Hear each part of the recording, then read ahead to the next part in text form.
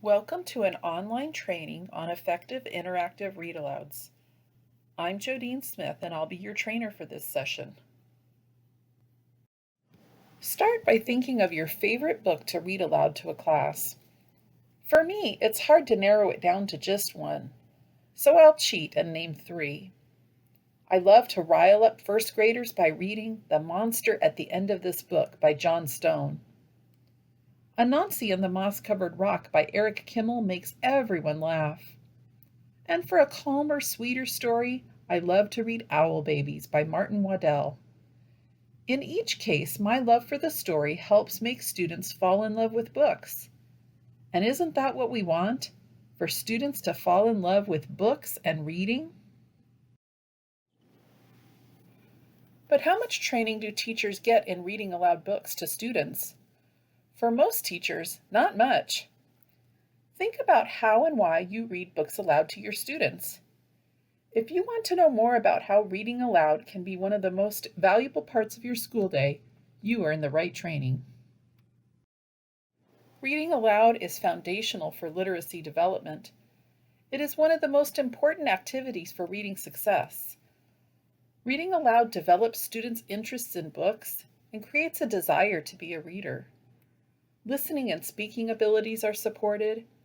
Teachers demonstrate fluent reading when reading books aloud. Reading aloud increases vocabulary and promotes comprehension growth. Finally, read-alouds act as a bridge to more complex texts. In short, read-alouds reveal the rewards of reading. It is well documented in research that a student's listening comprehension is several years higher than their reading comprehension levels. This remains true through most of elementary and into middle school, which is where listening comprehension and reading comprehension converge. Of course, that is for students who are reading on grade level.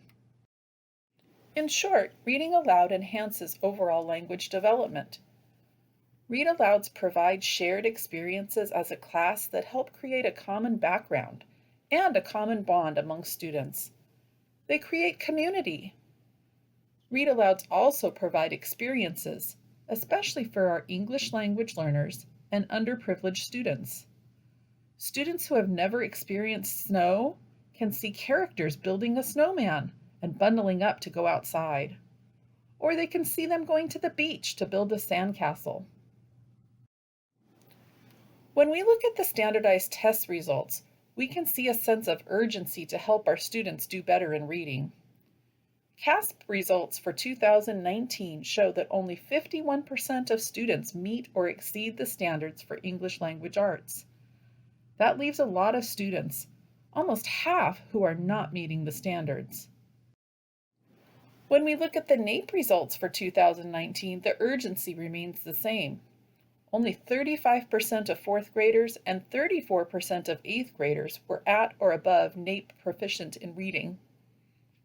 And these percentages were lower than the last time students were tested in 2017. Particularly concerning are NAEP scores that show discrepancy for subgroups. In 2019, average scores for female students in California were higher than male students by 10 points. Hispanic students were 27 points lower than white students. Students on free lunch were 31 points lower, and Black students were 37 points lower than white students. There are so many good books out there. Here are 2 of my favorites to read aloud to students. But not all read-aloud experiences are created equally. There are basically 2 different ways to read to students. Just read books aloud, and plan for interactive reading experiences. Neither is right or wrong, but they are fundamentally different in their purpose. Books that can be read aloud might be fun. They may be related to a concept that is being studied. They may have simplistic text. They may have a lot of repetition. They may have a plan, and they may be used for other instructional purposes. Interactive read-alouds are different in that they have a specific and intentional purpose for happening: to develop language and comprehension through meaningful interaction with the text. Interactive read-alouds are intentionally selected. They have complex texts that can be discussed. They contain rich vocabulary. They do have an instructional plan, and they occur at predictable times of the day. They also provide for a way for students to interact with the text. An interactive approach moves the read-aloud session from a passive event to an engaging and proactive one. Interactive read-alouds provide the structure of a collaborative conversation about books. Okay, I know you all are guilty, and I am too, of just grabbing a book off the shelf to read aloud to students. Books are a great time filler for those unplanned extra few minutes before recess. But one thing that sets apart an interactive read-aloud is the intention. The read-aloud has been planned and has a purpose or a goal in mind. Teachers know what they will do, what they will say, and how students will be involved in the storytelling. Let's talk about meaning. Graves, Jewell, and Graves say that reading is obtaining meaning from printed materials. But where is the meaning in a book? Historically, it was held that meaning resided exclusively in the text.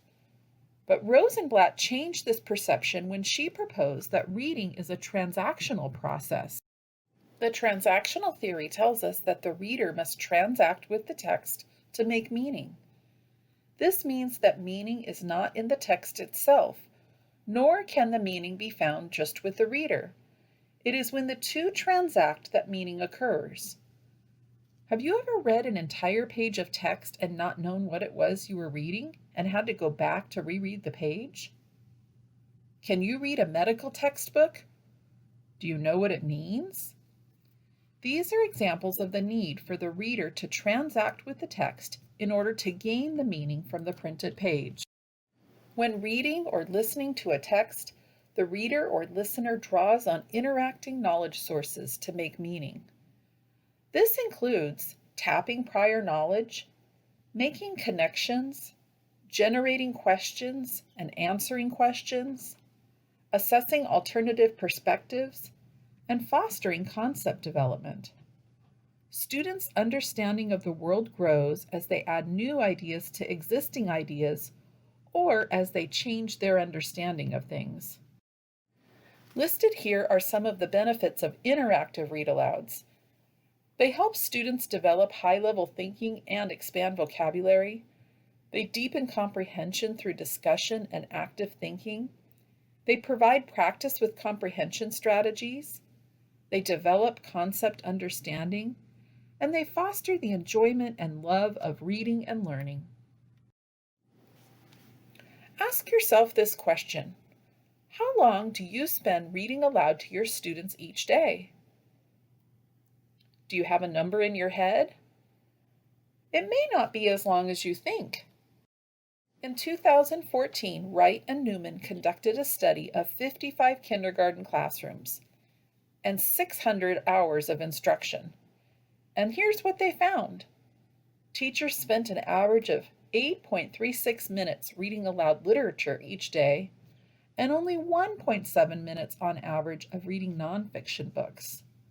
They also found that the quality of the read-alouds varied greatly too.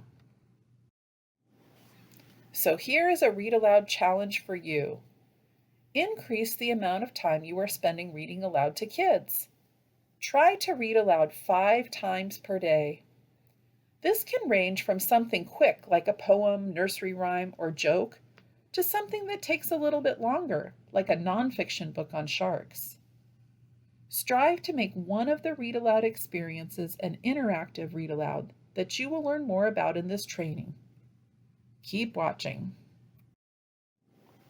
Now that the foundations of effective interactive read alouds has been established, let's go to the nuts and bolts of how to do one.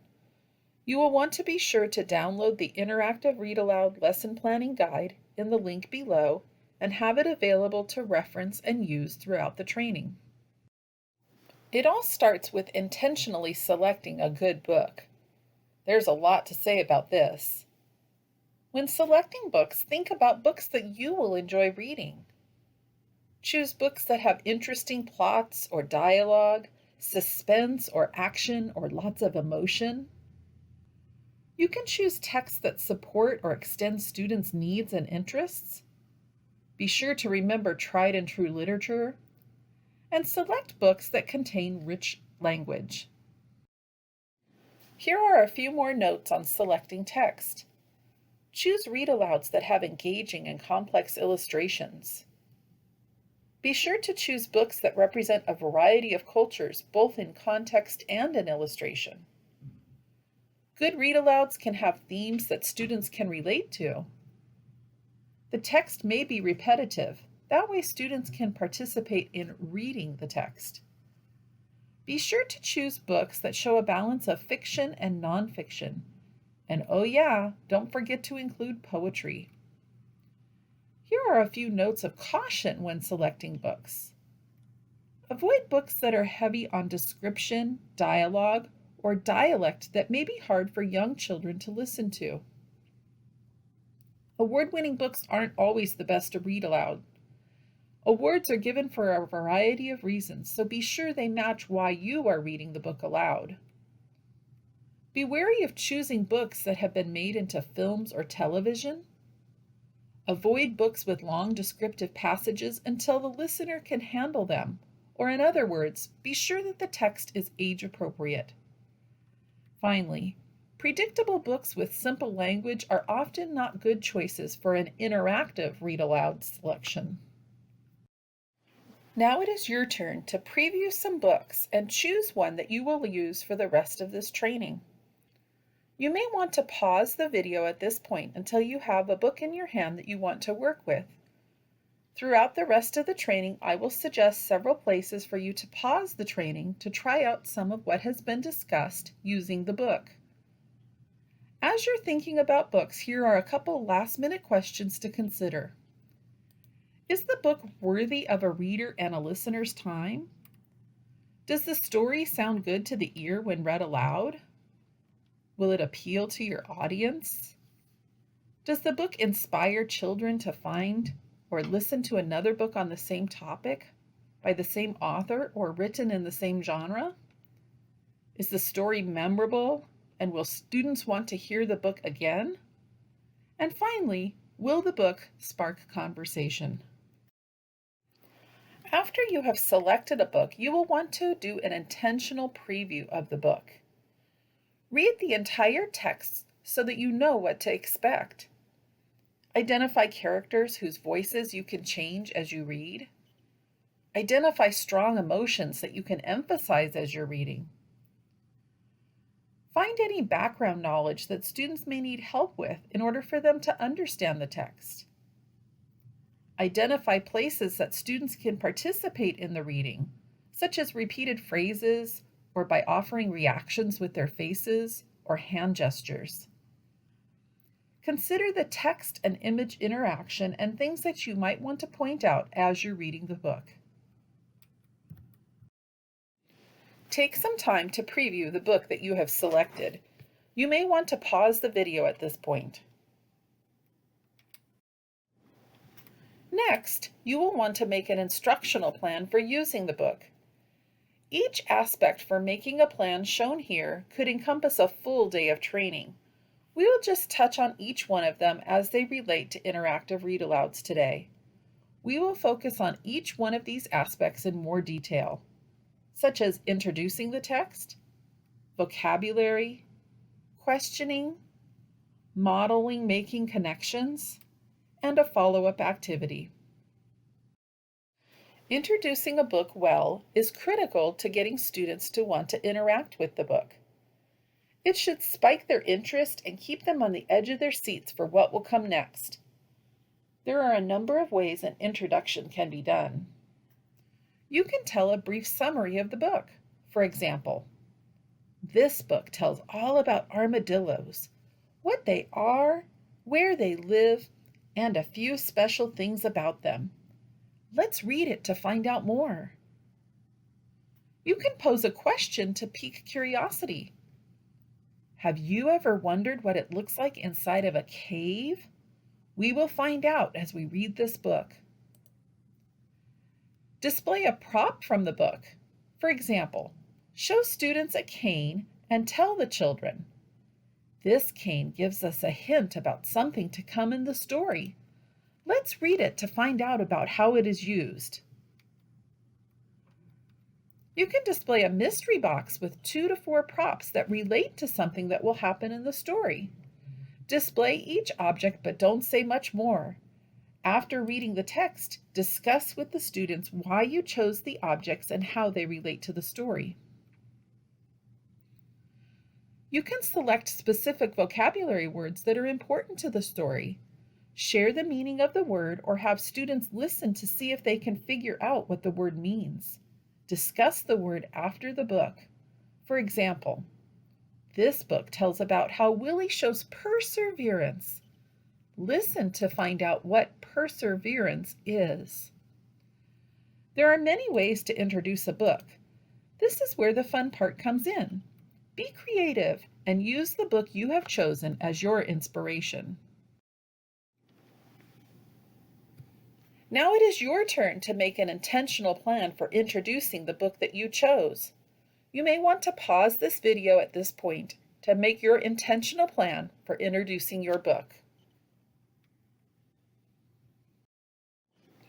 Next, you will want to think about vocabulary. Listen to these quotes about vocabulary. Regular family conversations will take care of the basic vocabulary, but when you read to a child, you leap into the rare words that help most when it's time for school and formal learning. An adult uses only 9 rare words per 1,000 when talking with a 3-year-old. There are 3 times as many in a children's book. It is well documented that books contain a richer vocabulary than casual conversation. Researchers have counted 10,000 words that we use most often in our language. Words that are more rare are encountered more often in books. These are words that are needed the most in order to understand complex ideas. Isabella Beck is well known for her work in tiered vocabulary. Tier 1 words are basic vocabulary that should be in a child's receptive and expressive vocabularies. These are words that occur with high frequency when speaking. Notice I underlined the word should. Of course, we all know that many students will not have even some of these basic words. Examples of Tier 1 words in the story of the 3 Little Pigs would include house, pig, and wolf. Tier 2 words are words that occur with high frequency in texts for mature language users. These words should be selected and taught because they are words that are useful to understanding the text, but they also have high utility in other books and situations. These words occur in high frequency in texts. A Tier 2 word in the story The 3 Little Pigs might be the word eldest. Finally, Tier 3 words are content-specific words. They are generally more technical in nature and are best learned when they are needed in a specific context. Tier 3 words are less likely to occur in a story like The 3 Little Pigs. However, perhaps a more sophisticated version of the story might include the word for a bricklaying tool, a trowel. Okay, now it's time for you to try it out. Which tier would you place the word divide?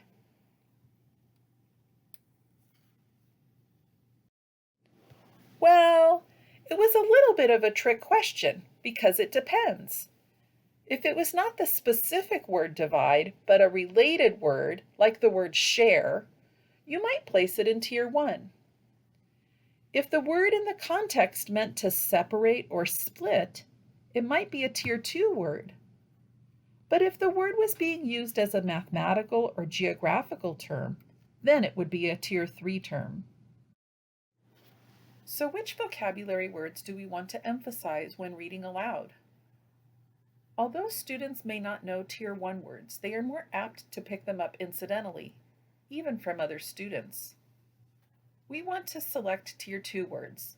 They are more likely to occur in print, often needing to be explicitly taught, and they are less likely for students to already know them, especially at a young age. When selecting Tier 2 words, consider the importance and utility of the word. Consider the necessity for students to understand the word in order to understand the text. Determine the instructional potential and students' conceptual understanding of the word. Choose words that are not too difficult to explain. And a reminder, trade books are a great resource for these types of vocabulary words, and students will encounter them again and again. So when and how should vocabulary words be taught? Words can be taught explicitly before or after reading the text, or even during the reading if the word is needed for comprehension. Specific words that will be worked with a lot in follow-up activities could be introduced after the story. There are other strategies for explaining the words, such as the tap technique while reading aloud. More on tap is to come. Since the words are likely unfamiliar to young children, the context of the book will provide rich examples of the word's use and thus a strong support for students' initial learning of the word. The importance of teaching vocabulary to students is echoed in this quote by Hart and Risley. At first grade, high-performing students know about twice as many words as low-performing students. But that differential gets magnified each year, resulting in high-performing 12th grade students knowing about 4 times as many words as low-performing 12th graders. Research suggests intentionally introducing 4 to 5 new words a week to young children. Since that is not a large number of words, you have to be very selective on which ones you choose. Noni Lasso says, "A lot of kids have a really shallow grasp of a lot of words. It's not that they don't have language, but their depth of word knowledge is too limited to be good readers. You need a good understanding of a word, so when you come across it in context, you can conjure up some idea about that word. When students have a very narrow definition of a word, it just doesn't give them enough traction when they are reading independently." Here is a routine for introducing new words to students. Provide context for the word from the book. This can include a sentence or paragraph it is in, or any images that may support the word's meaning. Have students say the word several times during the introduction routine. Define the word. This should be an accurate definition, but should also be child-friendly. You will want to think about the definition beforehand. Provide a couple of examples using the word in other contexts. Where else will they encounter this word? Invite students to interact with the word in some manner. This could include creating a gesture or expression to match the meaning, or a quick activity such as this one for the word enormous. Give me thumbs up if the word I say is something that is enormous. Show thumbs down if the object is not enormous. Is an elephant enormous? Thumbs up. Is a skyscraper enormous? Thumbs up. Is an ant enormous? Thumbs down. Activities such as this engage students as they actively participate in learning the word. Finally, have students repeat the word one last time.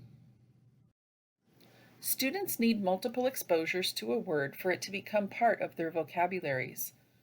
The word needs to be used in different contexts and at different times in order for students to own the meaning. Lasso estimates that children need between 13 and 15 exposures to a word to make it their own. We talked about some ways to explicitly teach words to students, and since you will not want to overwhelm students by teaching too many vocabulary words a week, there is good news.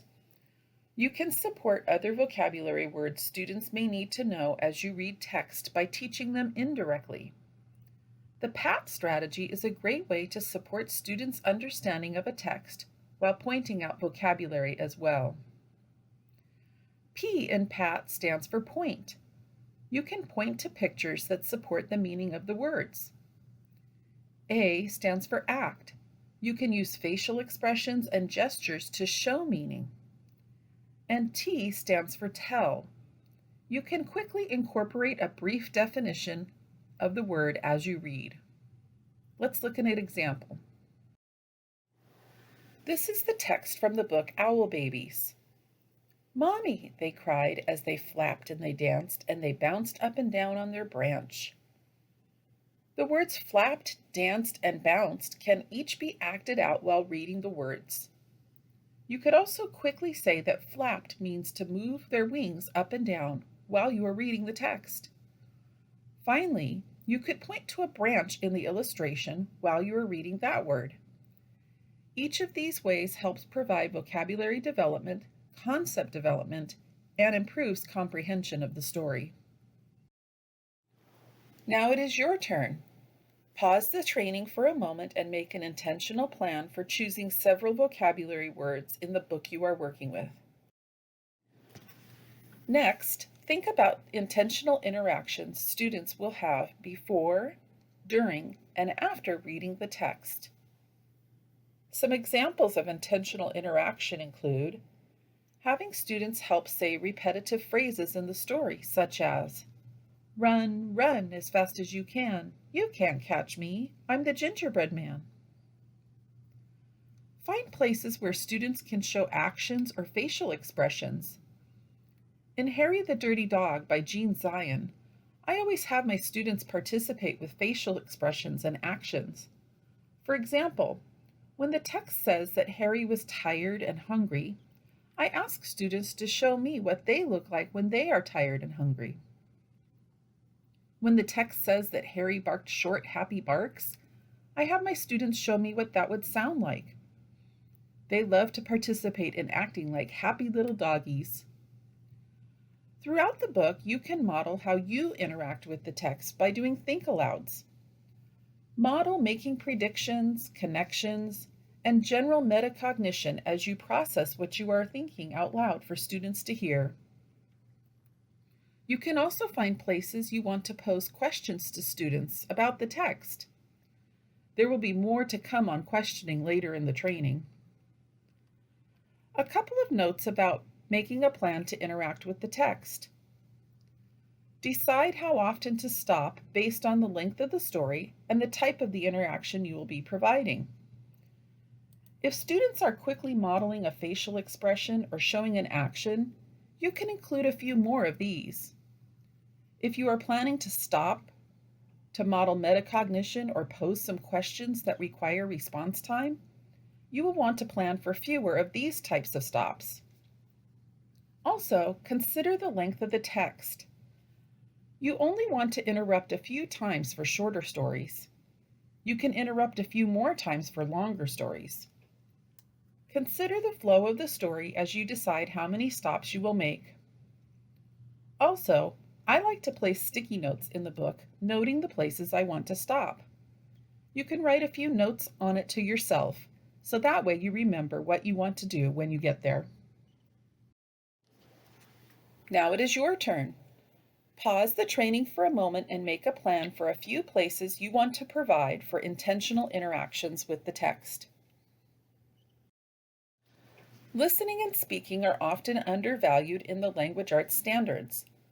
More emphasis tends to go to reading and writing standards. Participation in interactive read-alouds is a place we can really work on some of these standards very intentionally. Take a look at the listening and speaking standards for preschool through first grade. Note the way participating in an interactive read-aloud can help students' proficiency in those standards.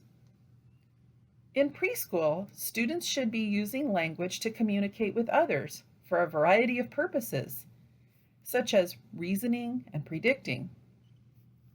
Did you notice that the standards for kindergarten and first grade are identical? In both kindergarten and first grade, students should follow agreed-upon rules for discussion. In kindergarten, the conversation should be continued through multiple exchanges, and in first grade, the conversation should build by responding to the comments of others through multiple exchanges. In kindergarten, students should ask and answer questions to confirm understanding of a text.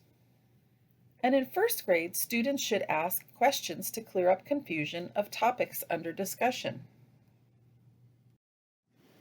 Let's talk now about intentional response to a text. What is the purpose of questioning? It is to get students to discuss a text in order to help them comprehend what is happening, and so the teacher can use responses to guide the discussion. Dickinson and Smith state that merely inviting children to talk during an interactive read aloud is not sufficient to accelerate their literacy development.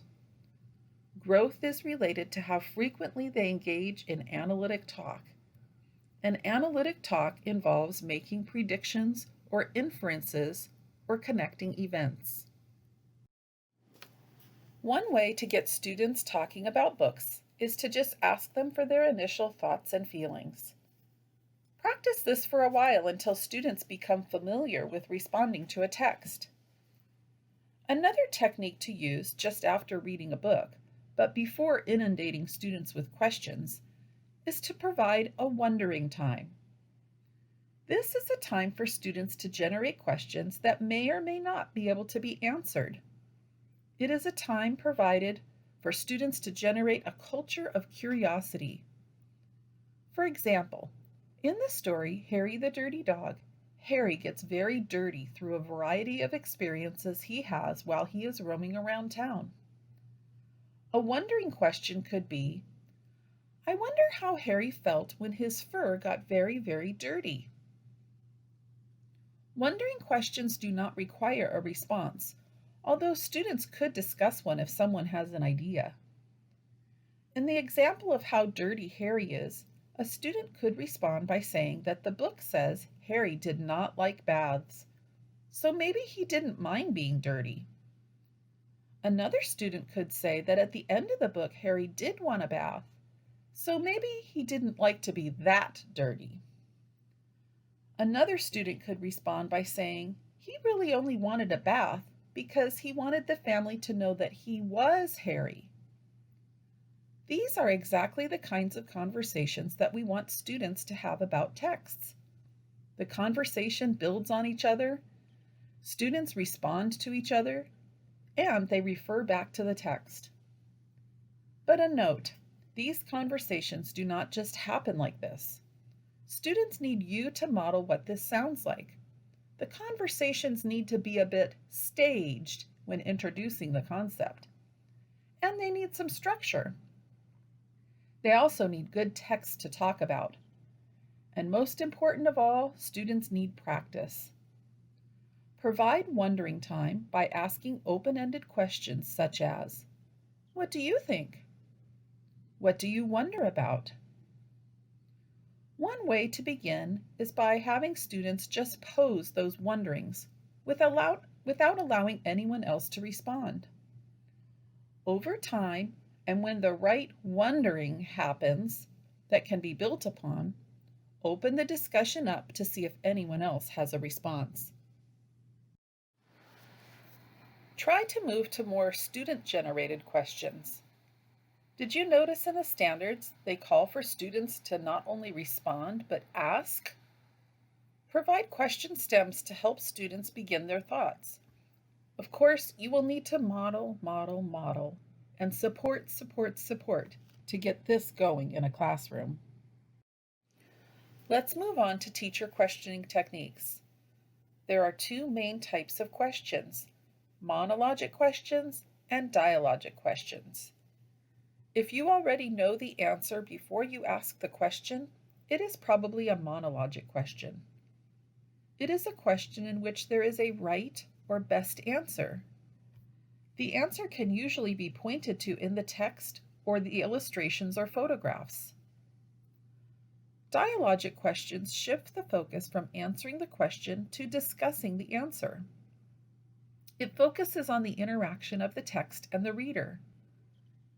Interactive read-alouds lend themselves well to dialogic questions.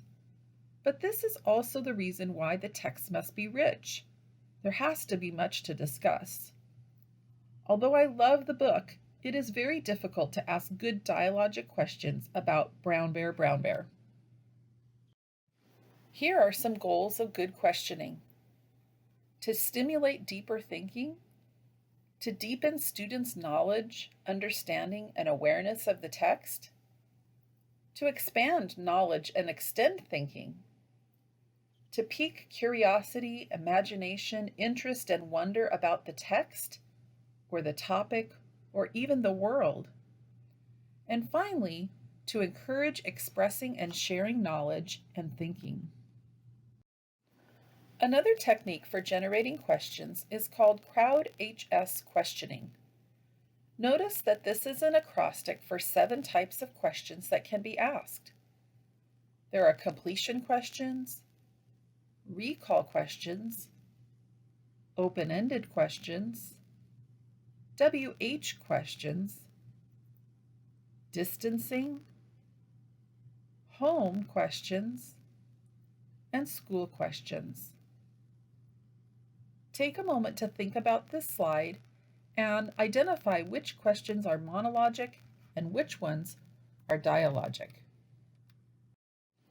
Perhaps a simpler way to think about questioning is to realize that knowledge and questions can also fall into 3 main categories: to know that, to know how, and to know why.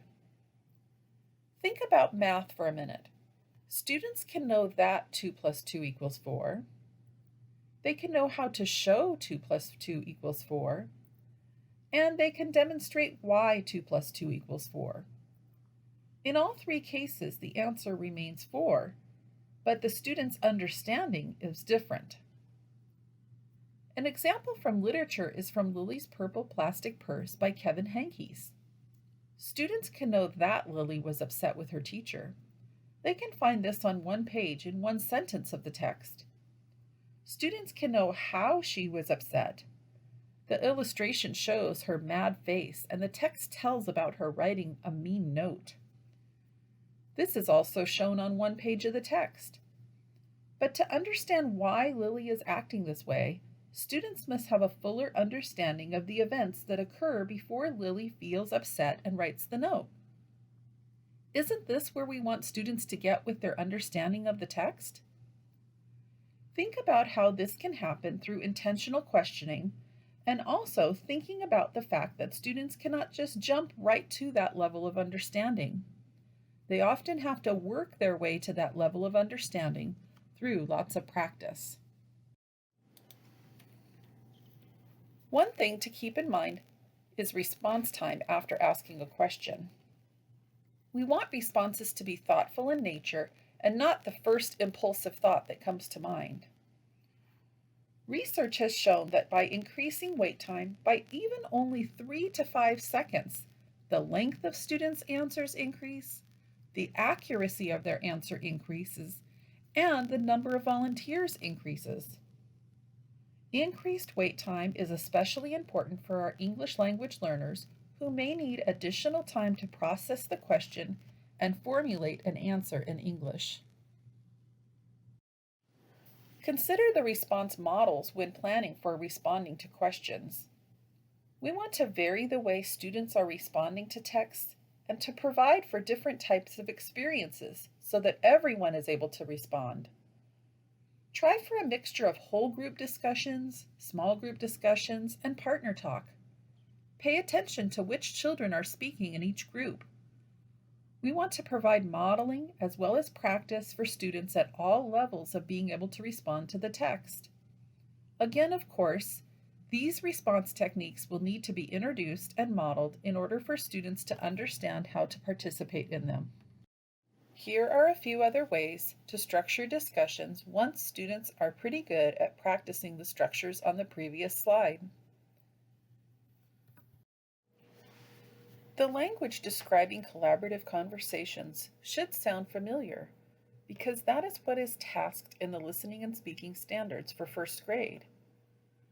This cannot be accomplished overnight, but builds through the year using many of the other methods and strategies mentioned earlier in this training. It can be done.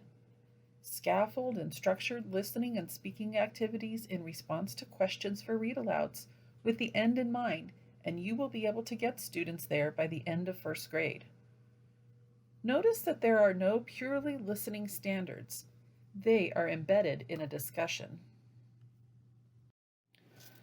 Let's move on from questioning and responses to something else that effective readers do. They add new knowledge to their existing knowledge. Existing knowledge is referred to as schema. It is comprised of what you have done or experienced, where you have been, and what you have read. Basically, any experiences that you have had both in the world and with text. Anderson states, when reading a text, proficient readers activate numerous interacting knowledge sources to construct meaning of the message. One of these knowledge sources is schema, which is the stored-up body of knowledge one already has in memory. Schema theory maintains that reading is an active process whereby readers construct new ideas and concepts based on their prior knowledge. Using this same line of thinking, we can argue that when listening to a text, listeners must also make meaning by using already established knowledge structures and integrating this with incoming information. That is, that they interpret the information they are listening to and relate it to something they have already read, heard, or experienced. Additionally, the more prior knowledge one has stored up about a topic, idea, or concept, the easier it is to understand the text being discussed. I like to think of schema as a filing cabinet in my brain. When I experience something new, learn something new, or read something new, it gets filed in my brain according to what I already know. Making connections is an effective way to encourage students to actively engage with the text. Learning increases when students make connections to what they are reading. The crux of making connections is that readers or listeners relate something they are reading or listening to with something already in their schema. In making connections, it helps that students develop a habit of mind that proficient readers employ. To support this with students, teachers need to model, and model some more. Also, invite students to try and support their efforts. There are three main kinds of connections readers make with texts: text to self, text to text, and text to world. Because of younger students' egocentrism, text to self connections are often easiest for them to make. Text to self connections happen when something in the text relates to something personal. For example, in Harry the Dirty Dog, Harry does not like to get a bath. A student could connect this idea with his or her personal life by thinking or saying that her brother does not like to take a bath either. Making connections such as these draws attention to what students already know about a topic. In this case, perhaps the student can remember the little brother running away from mom so that he doesn't have to get into the bathtub. Perhaps the brother is throwing a small temper tantrum too. Connections such as these help students make and confirm predictions about what will happen in the text next. We know that good readers make and confirm predictions and change their minds based on what they read. The student could predict that Harry will run away from his owners when it is bath time, just like the brother does. And in the text, that is just what happens. A prediction that is made may change if what happens in the text is different than the student's personal experiences too. But that is okay, because now that experience with the text is added to the schema. In text-to-text connections, something that happens in a text relates to something in another text. This can be a similar event, similar feelings, similar characters, or a variety of other things that can be the same between two texts. Text-to-text connections are wonderful because it means that students are actively remembering another text and identifying similarities that occur. For example, In the book Lily's Purple Plastic Purse, Lily just loves her purse. Students could make a connection to how much Pete loves his white shoes in the book I Love My White Shoes. We want students to start with simple examples such as this so that they gain practice and can build to more complex connections. Remember earlier in the training I mentioned that read-alouds create a shared experience for the class? Often text-to-text connections can be made with books that you have previously read. Draw students' attention to a connection that can obviously be made between two texts read together and can be facilitated by asking a question such as, "Does this remind you of any other books that we have read?" Prompt with clues if students do not make the connection immediately. The idea is to provide students opportunity and practice to make the connection. The final type of connection is a text-to-world connection. In this case, something in the text relates to something in the world. This could be a real-world event, a historical event, or something in the news. These are sometimes harder connections for students to make and often require the most teacher support. Young children have had fewer experiences with the big world, so they have more limited schema in this area. An example of a text-to-world connection may be that after reading The Lorax by Dr. Seuss, a student makes the connection of a time he took care of the earth by picking up trash on the schoolyard. Prompt and encourage these examples when you can make them to provide lots of examples and practice for students. Okay, now it is your turn. Pause the training for a moment and make an intentional plan for modeling a connection that you have with the text that you selected. After reading a text, you may want to do some intentional follow-up. This should not nor cannot be done after every read aloud, but perhaps select one interactive read aloud a week or every 2 weeks to do some sort of follow-up with. Some examples of ways that you can follow up a read aloud include: read the book again during another sitting. Reread just part of the book again. Read other books that are on a similar topic. Do a related activity or make a related project. And model retelling the story with props or puppets if you have them available. Extension activities provide a beneficial context for students to see how language works.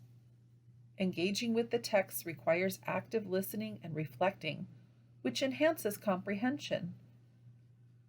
The follow-up activities also provide practice for what will later become a written response in the upper grades. Pause the training here to make an intentional plan for an extension activity with the book you are working with today. Here are a couple of comments about interactive read-alouds before we wrap up. Routine for this type of read-aloud is incredibly important. Select a specific time in the schedule to conduct the daily interactive read-aloud. Because you still want to be reading lots of other texts to your students, you will want them to be able to identify which text is going to involve all the aspects of an interactive read-aloud. Setting a specific time of day for an interactive read-aloud makes the schedule predictable for students. Be aware of time when you are doing the interactive read-aloud. Because you have planned many aspects of the read-aloud ahead of time, it is easy to get wrapped up in it all. Set a timer if needed so you don't go too long without realizing it. Also, don't wreck the read-aloud. Pay attention to your students' attention spans and respond accordingly. A text that may be really engaging to you may not be as engaging to students. Also, don't get so wrapped up in your plan that you don't see or take advantage of teachable moments that arise during the discussion. So before we part, I want you to think. If your principal walked in and asked you why you were reading to your class, what would you say? Can you justify reading aloud to your students? Can you distinguish a read aloud from an interactive read aloud? Why is it worth instructional time? Hopefully you can answer those questions and you will take this information and go forth to provide many great read aloud opportunities and experiences for your students. Here's one last slide to inspire you before we part. Inspired by none other than Dr. Seuss. You're never too old, too wacky, too wild to pick up a book and read to a child.